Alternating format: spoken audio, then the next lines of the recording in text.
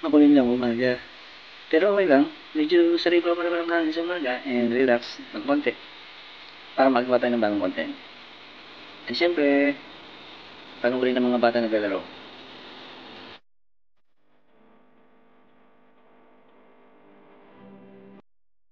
Good morning! Mag-uumpisa na naman ng bagong umaga. Kaya kailangan meron naman tayong bagong content. Meron naman akong uling gagawin. So ito, makikita ko yung gagawin ko. Yan. Ito, content ulit palibago. Kapipintura ko lang siya ng black na latex. Waiting ako for dry.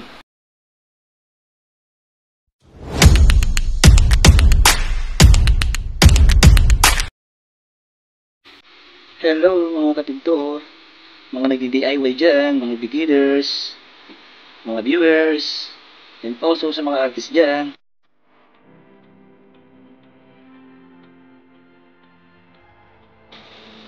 Start na ako ng paggawa ng deco paint stone. Ginuha ko muna gamit ang white latex. Lahat ng ginamit ko dito na paint is latex mga lods. Kaya kung makaka-encounter kayo ng ganitong design mga lods, pwede nyo na itong gawing pattern na makikita nyo sa mga video from start to finish.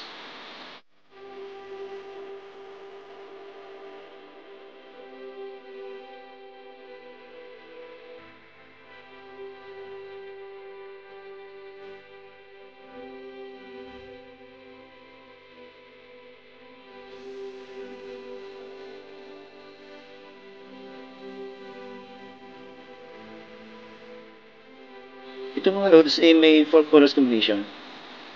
Ang mga ito ay white, light gray, dark gray, light brown, and dark brown. Kailangan lang mga loads, marunong kayo sa pag-blend ng kulay, syempre, para madalo nyo ma-achieve ang color design. Yun, medyo may konting tagal lang ang ganitong design mga loads. Pero kung makukuha nyo agad itong siguro, napakadali. Kasi ang paggawa kasi nito is mekos-mekos lang, syempre. Para yung tagal ng gagawin, ang mahalaga is sulit pagkatapos. At yun mga lods, ang kasunod naman syempre ay pag bumubuo kayo ng ganitong design, pwede din kayong magpalit ng kulay. Or pag-mix ng gusto nyong kulay. Ito ay sample lang naman.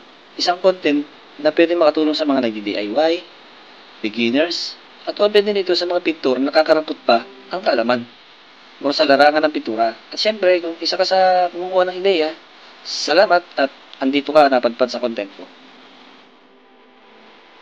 Yan mga lods, unti-unti na nagkakaroon ng buhay o nabubuo na ang design. Nakikita nyo mga lods na nilalagyan ko ng shaded ang loob ng black and brown. Yan ay nilalagyan ko ng kunting white and black. Sa ganitong paraan mga lods, madali natin makuha ang ganitong design na uri ng deco stone. Kasi maraming klase ang deco stone. Ito lang ang napili kong i-content na pwede kong ipamahagi sa iba. And itong deco stone na ito, malin ito na ginagamit ay sa wall cladding. At pag sa tiles naman, pwede dito sa flooring and walling.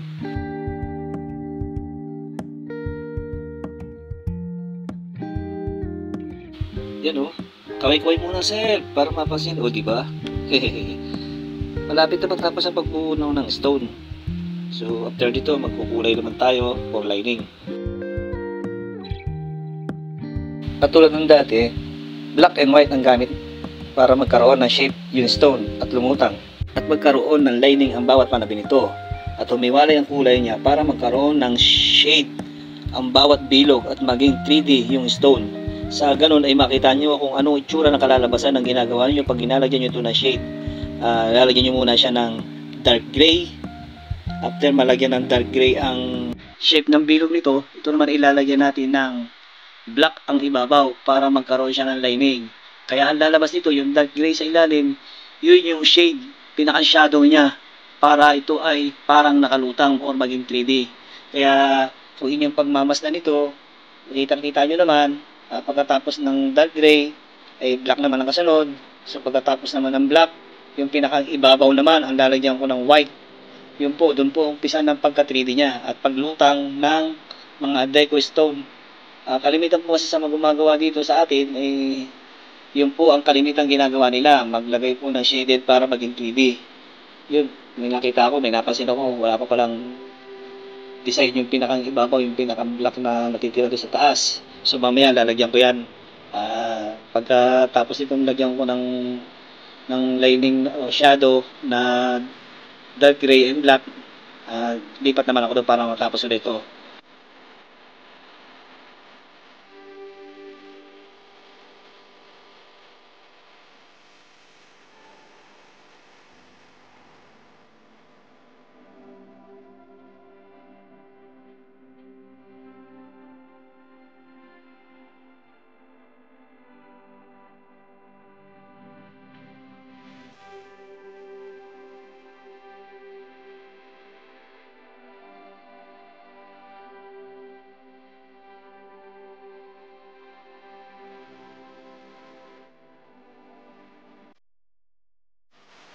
Yan, makikita na natin ngayon na unti-unti na lumulutang yung ating Lego stone.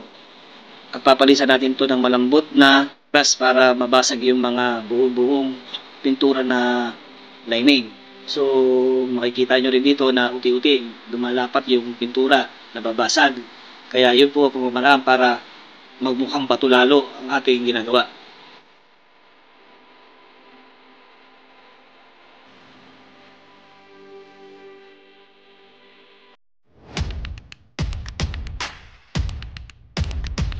Sana mga Lods, may natutunan or may napulot kayong ideya sa kontentong ito. Ito mga Lods, tapos na po ang design ko. Kaya mga Lods, maraming salamat sa panonood nyo. And God bless sa inyo.